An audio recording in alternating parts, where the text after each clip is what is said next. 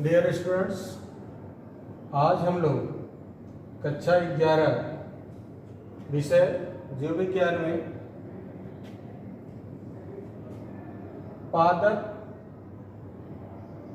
श्वसन अर्थात पौधों में जो श्वसन होता है उस श्वसन से संबंधित एक अत्यंत महत्वपूर्ण टॉपिक है क्रेब्स साइकिल। ये क्रेब्स साइकिल तो आपको इससे पहले जो ग्लाइकोलाइसिस बताया गया, ग्लाइकोलाइसिस की क्रिया में आपको बताया गया कि ग्लूकोज का एक मॉलिक्यूल कोशिका द्रव्य के अंदर पायरुविक एसिड के दो मॉलिक्यूल में विघटित होता है या टूट जाता है। इस पूरी प्रक्रिया को हम लोग ग्लाइकोलाइसिस कहते हैं।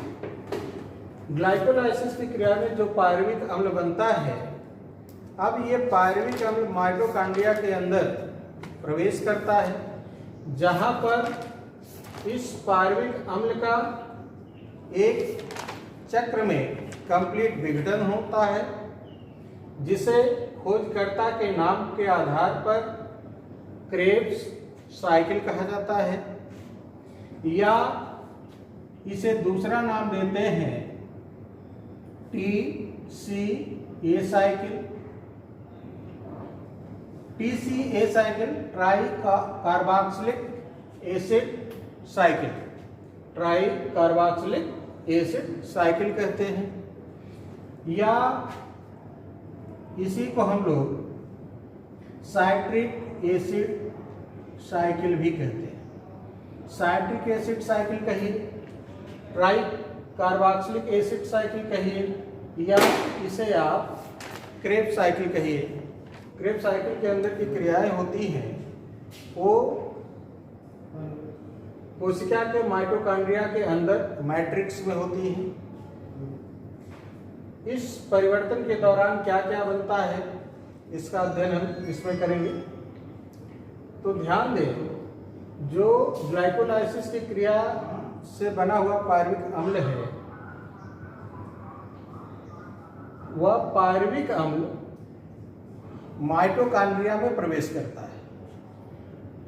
प्रवेश करने के बाद वो क्रेब्स साइकिल में इंटर होने से पहले पायरुविक एसिड जो होता है उससे एस्टाइल कोएंजाइम ए बनता है। जो एस्टाइल कोएंजाइम ए बनता है पायरुविक अम्ल से, उस दौरान यहाँ पर डीकार्बोक्सिलेशन होता है।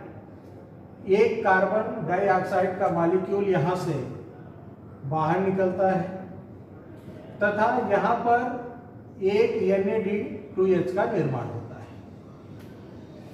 इसके बाद जो ये एस्टाइल कोएंजाइम ए है, ये मैट्रिक्स जो माइटोकॉन्ड्रिया का मैट्रिक्स है उसमें एक चक्र में ये इसका विघटन होता है। तो सबसे पहले acetyl coenzyme A citric acid में बदलता है।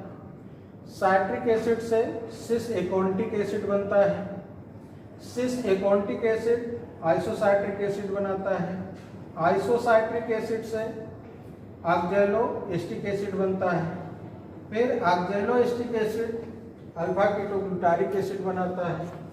Alpha ketoglutaric acid succinyl coenzyme A, फिर सक्सिनिक एसिड बनता है, फ्यूमेरिक अम्ल बनता है, मैलिक अम्ल बनता है, ऑक्जेलो एस्टिक एसिड बनता है, और फिर से यही क्रिया रिपीट हो जाती है। यहां पर जो क्रेब्स साइकिल चल रही है, ये कोशिका के माइटोकॉन्ड्रिया के मैट्रिक्स में होती है और सभी एंजाइम मैट्रिक्स में उपस्थित होते हैं। केवल एक एंजाइम होता है सक्सिनिक डिहाइड्रोजिनेज। यह एंजाइम माइटोकॉन्ड्रिया के मेम्ब्रेन में होता है। शेष सभी क्रेब्स साइकिल से संबंधित जो एंजाइम होते हैं वो मैट्रिक्स में उपस्थित हैं। अब इस दौरान देखिए, जब आइसोसाइट्रिक एसिड से ऑक्जेलो एस्टिक एसिड बनता है, उस दौरान एक NAD का निर्माण यहाँ पर होता है।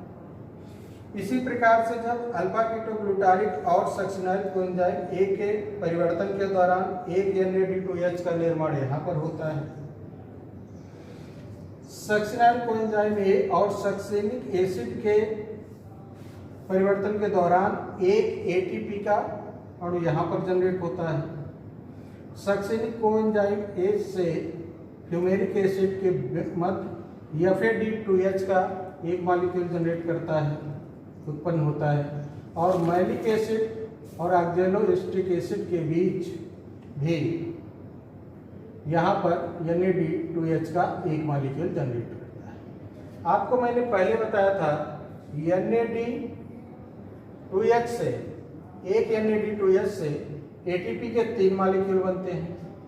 तो यहाँ से आप ATP पूल में देखें तो जो एक NAD यहाँ बना है तो इससे 3 ATP बनेंगे आगे चल करके। एक NAD यहाँ बना है, इससे 3 ATP बनेंगे, एक ATP यहाँ पर है, और FAD2H से 2 ATP अणुओं का निर्माण होता है तो यहाँ पर 2 बनेंगे, और एक NAD2H यहाँ पे बना है तो इससे 3 बनेंगे।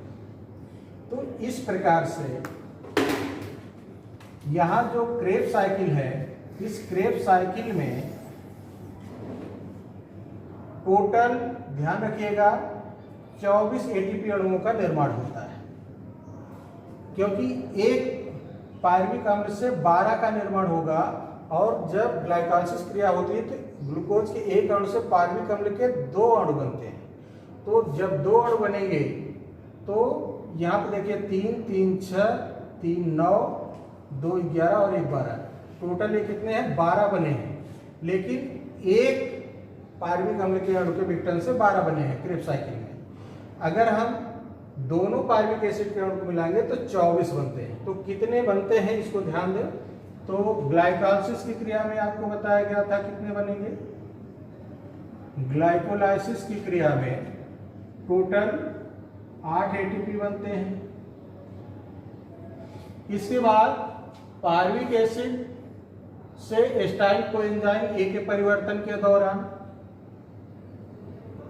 पायरुविक एसिड से एस्टाइल कोएंजाइम ए जब बनता है तो इस दौरान भी एक NAD यहाँ पे बन रहा है। तो क्योंकि 2 पायरुविक अम्ल आएंगे तो 2 बनेगा, तो 1 से 3 तो टोटल कितने बनेंगे यहाँ पे? 6 ATP बनेंगे। और क्रेब्स साइकिल में क्रेब्स साइकिल इसमें 24 बनते हैं, 24 ATP। अब सबको आप सम्मिलित कर लीजिए। तो जब ग्लूकोज का एक मॉलिक्यूल का कंप्लीट विघटन होगा तो उससे 24, 6, 30 और 8, 38 ATP अणु का निर्माण होगा। तो टोटल एक जब ग्लूकोज का अणु कंप्लीटली टूटता है या ब्रेक डाउन होता है उसका, तो उससे 38 ATP अणुओं का निर्माण होता है। यही क्रेब्स साइकिल है। ये माइटोकॉन्ड्रिया के अंदर होती है। इसके सभी एंजाइम माइटोकॉन्ड्रिया के मैट्रिक्स में होते हैं। केवल एक एंजाइम होता है सक्सेनिक डिहाइड्रोजिनेज, जो कि माइटोकॉन्ड्रिया के मेम्ब्रेन में होता है। ध्यान देना, ये बहुत बार प्रश्न आया है कि क्रेब्स साइकिल में कितने ATP अणुओं का निर्माण होगा। तो आंसर है 24 पायरुविक एसिड से एस्टाइल कोएंजाइम के दौरान 6 बनेंगे और ग्लाइकोलाइसिस में 8 बनते। टोटल 38 ATP अणुओं का जनरेशन होता है। धन्यवाद।